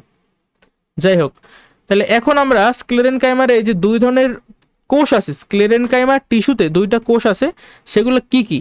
সেগুলো হলো গিয়া ফাইবার বা তন্তু 1 নাম্বার, আর 2 নাম্বার হলো গিয়ে স্ক্লেরাইড। ওকে, এখন এগুলো আসলে বিস্তারিত খুব একটা লাগবে না, বা পড়লেও তুমি বুঝতে পারবে না, অনেক কিছুই, বেশিরভাগ জিনিসই বুঝতে পারবে না। যাই হোক, তো তারপর একটু রিডিং দেই যে এরা কি এই ফাইবার বা তন্তু, এরা অবশ্যই হবে কি লম্বা, তাই না? তন্তু দড়ি লম্বাই তো হবে, দীর্ঘ হবে, পুরু প্রাচীরযুক্ত হবে। যেহেতু এইটাও স্ক্লেরেন কাইমা, এটাও স্ক্লেরেন কাইমা, তাহলে পুরু প্রাচীরযুক্ত তো হবেই। আচ্ছা, যেমন এখানে দেখো এই যে এদের গৌণ প্রাচীর, গৌণ প্রাচীর মানে কোষ প্রাচীরেরই একটা অংশ, এটা কি শক্ত হবে, অত্যন্ত পুরু হবে। শক্ত কেন হবে? কারণ এখানে লিগনিন জমা হয়েছে, এইখানেও কিন্তু লিগনিন জমা হয়েছে, কারণ এই দুইটাই তো স্ক্লেরেন কাইমা। আচ্ছা, এখানে আর তেমন কিছু নাই। প্রাচীরের এই ফাইবারের যে প্রাচীর, প্রাচীরের গায়ে ছিদ্র থাকে, কোষ প্রাচীরের যে ছিদ্র সেগুলোকে কূপ বলে, মনে আছে? শিখাইছি। আচ্ছা, এখানে আর তেমন কিছু নেই, দরকার নেই এগুলা। আর স্ক্লেরাইডে কি বলছে, এই যে স্ক্লেরাইডের অপর নামটা একটু মনে রাখবা কষ্ট করে, স্ক্লেরাইড ফর স্টোন সেল, যেহেতু অনেক শক্ত পাথরের মতো, এই জন্য বলছে স্টোন সেল, ঠিক আছে? এই দেখো ফাইবার কিন্তু লম্বা ছিল, অনেক লম্বা, কিন্তু স্ক্লেরাইডগুলো একটু গোল টাইপের, খাটো, সমবেশীয়, কখনো কখনো আবার লম্বেরটাও হইতে পারে, আবার তারকাকার হইতে পারে, মানে কোনো ঠিক ঠিকানা নেই। প্রথমে ভাবলাম বৃত্তাকার, ঠিক আছে, পরে আবার সব লাগাই দিয়েছে, লম্বেরটা হইবে, তারকাকার হইবে, এটা হইলো কিছু, মনে রাখবে কেমনে বলাবান। যাই হোক, এদের কোষ প্রাচীরও কূপযুক্ত, কোষ প্রাচীরে কূপ থাকে, কূপের মাধ্যমেই তো সংযোগ স্থাপন করে পার্শ্ববর্তী কোষের সাথে। এখন পরিণত স্ক্লেরাইড কোষ সাধারণত মৃত থাকে। হ্যাঁ, স্ক্লেরেন কাইমা তো মৃত, পরিণতগুলা প্রথম জীবনে এরা এদের প্রোটোপ্লাজম দিয়ে পূর্ণ থাকে, এরা জীবিতই থাকে, কিন্তু প্রোটোপ্লাজমটা নষ্ট হয়ে যায়, ফলে এরা মৃত হয়। ঠিক আছে, আমি তো পড়ছি স্ক্লেরেন কাইমা, যারা ভালো মতো পড়ছি তারা এই দুইটা বুঝতে পারছে। তো এই যে ফাইবার আর স্ক্লেরাইডের মধ্যে পার্থক্যটা কি? এর মেইন পার্থক্য হলো এদের চেহারা একটু আলাদা। ফাইবার হলো খুব লম্বা, আর স্ক্লেরাইড সাধারণত একটু খাটো, সমবেশীয়। এছাড়া কি আর কোনো পার্থক্য কিন্তু আমি দেখতে পাইতেছি না, তেমন কিছু নাই। সেখান থেকে আসলে তেমন একটা প্রশ্ন আসার সম্ভাবনা আমি পাইতেছি না। এখানে কিছু কথা আছে, এই কথাটা তুমি আপাতত মুখস্থ করো, ঠিক আছে? এই যে নগ্নবীজি, দ্বিবীজপত্রী উদ্ভিদ, তুমি কিন্তু এগুলো বোঝো না। নগ্নবীজি, আবৃতবীজি, মশবর্গীয়, ফার্নবর্গীয়, একবীজপত্রী, দ্বিবীজপত্রী, এগুলো তোমাদের এখনো শেখানো হয় নাই, ঠিক আছে? কর্টেক্স কি, ফল তো বোঝো, বীজের ত্বক এটাও বোঝা যায়, স্ক্লেরাইড টিস্যু দেখা যায়। তাহলে তুমি আপাতত মুখস্থ করবা যে স্ক্লেরাইড টিস্যু কোথায় কোথায় পাওয়া যায়, মুখস্থ করতে হবে, কোনো অপশন নাই আর। আর বহিত্বক জাইলেম এবং ফ্লোয়েমের সাথে এই যে জাইলেম আর ফ্লোয়েম বুঝছো কোনগুলো? ওই যে আমরা তো এতক্ষণ পর্যন্ত সরল টিস্যু পড়তেছি, জটিল টিস্যু পড়বো না একটু পরে। সেই জটিল টিস্যুর দুইটা ক্লাসিফিকেশন আছে, জাইলেম আর ফ্লোয়েম। তো এই বহিত্বক মানে বাইরের ত্বক, জাইলেম এবং ফ্লোয়েমের সাথে একত্রে পত্রবিন্দে কোষগুচ্ছর আছে। এই কথা মানে পড়ে কিন্তু তুমি কিছু বুঝবাই না, এটা লাগবে না। তুমি জাস্ট এই প্রথম লাইনটা মনে রাখো, ঠিক আছে? দ্বিতীয় লাইনটা এটা লাগবে না, এটা বাদ। তারপরে যদি আবার একটি মনে করো এমসিকিউ সলভ করতে গেলে, গাইডেড বোর্ডে আসা বা স্কুলে আসা, তখন দেখলে এই লাইন থেকেও প্রশ্ন করছে, তাই তো বাধ্য হয়ে তোমার এটাও মুখস্থ করতে হবে, কিচ্ছু করার নাই।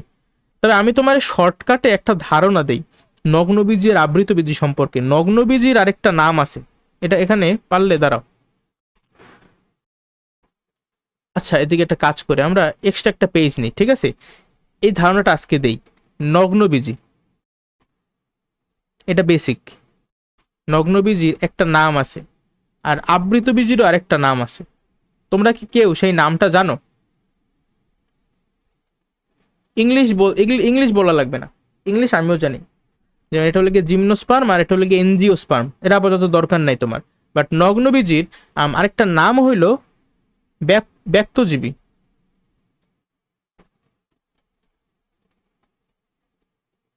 ব্যক্তজীবী সরি, ব্যক্তবীজি আর কি।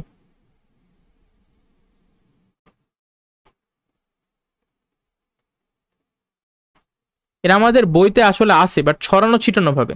আর আবৃতবীজির আরেকটা নাম সম্ভবত গুপ্তবীজি। ভুল লিখতেও পারি, সামনে গেলে এটা ঠিক হয়ে যাবে আশা করি। এই বইতে আছে, গুপ্ত না জানি কি একটা শব্দ চয়ন করছিল, আমার খেয়াল নাই। সামনে একটু গেলেই পাবো মানে আমরা। আচ্ছা যাক, এখন নগ্নবীজি আর আবৃতবীজির মধ্যে অ্যাকচুয়ালি পার্থক্য কি? কোন উদ্ভিদগুলা নগ্নবীজি আর কোন উদ্ভিদগুলা আবৃতবীজি, তাই না?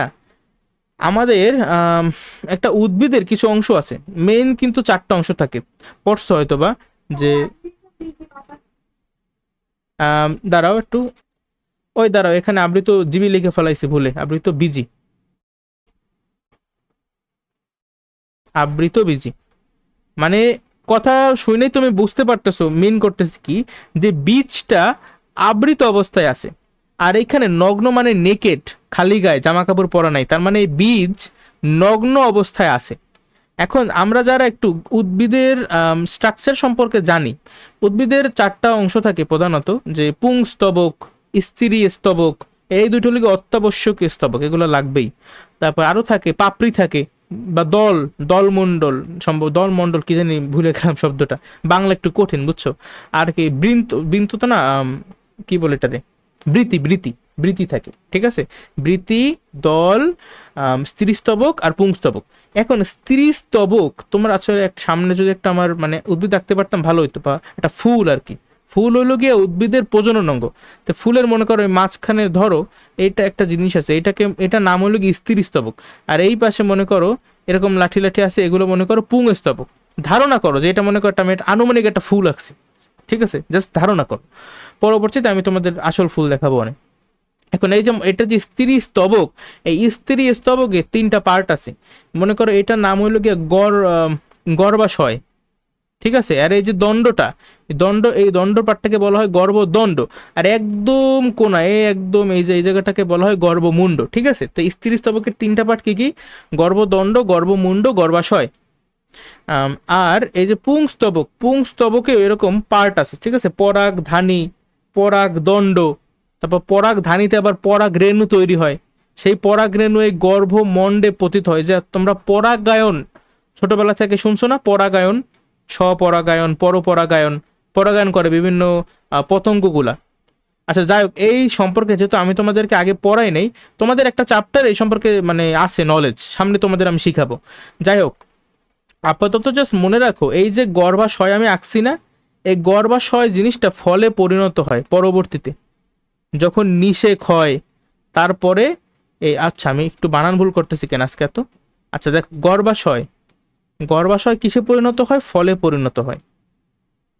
আর এই গর্ভাশয়ের ভিতরে এখানে যে ডিম্বক থাকে, হ্যাঁ ডিম্বক, ডিম্বাণু, ওই ডিম্বকটা বীজে পরিণত হয়। ডিম্বক পরিণত হয় বীজে। সাপোজ এই যে গর্ভাশয়ের ভিতরে এই মনে করো ডিম্বক আছে। এখন কিছু কিছু উদ্ভিদে যেটা হয় সেটা হলো আমাদের এই যে গর্ভাশয়টা, এটা মনে করো ফলে পরিণত হয় না। যদি ফলে পরিণত না হয়, গর্ভাশয় যদি ফলে পরিণত না হয়, তাহলে এবার এই ডিম্বকটা কিন্তু বীজে পরিণত হয়েছে।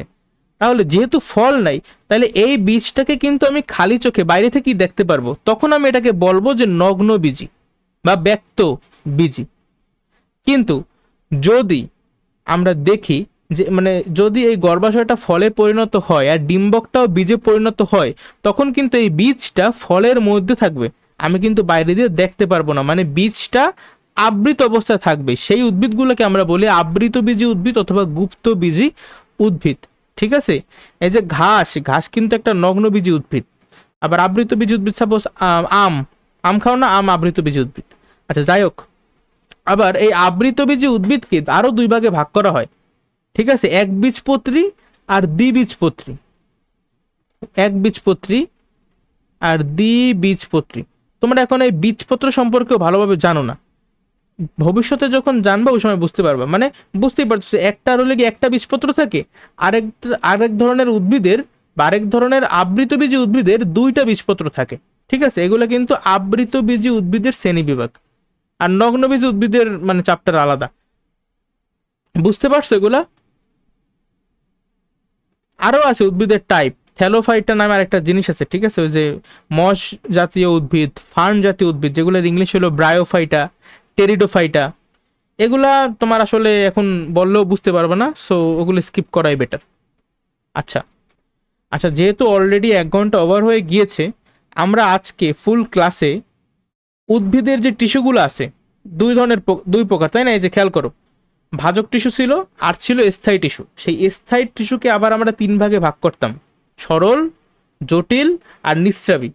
আমাদের 9-10-এ সরল আছে আর জটিল আছে।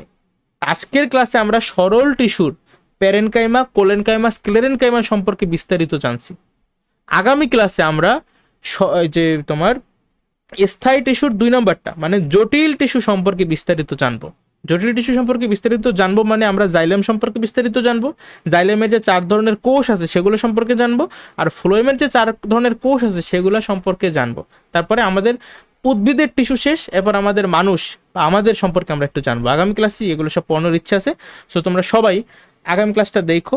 আজকের মতো আমি যাচ্ছি, সবাই ভালো থাকো, অপরকেও ভালো রাখো, আর প্লিজ ভিডিওটা লাইক করো, বন্ধুদের মাঝে শেয়ার করো, আর কমেন্ট করে জানাইও কেমন লাগছে। সম্পূর্ণ ভিডিওটা দেখার জন্য অনেক ধন্যবাদ। আসসালামু আলাইকুম।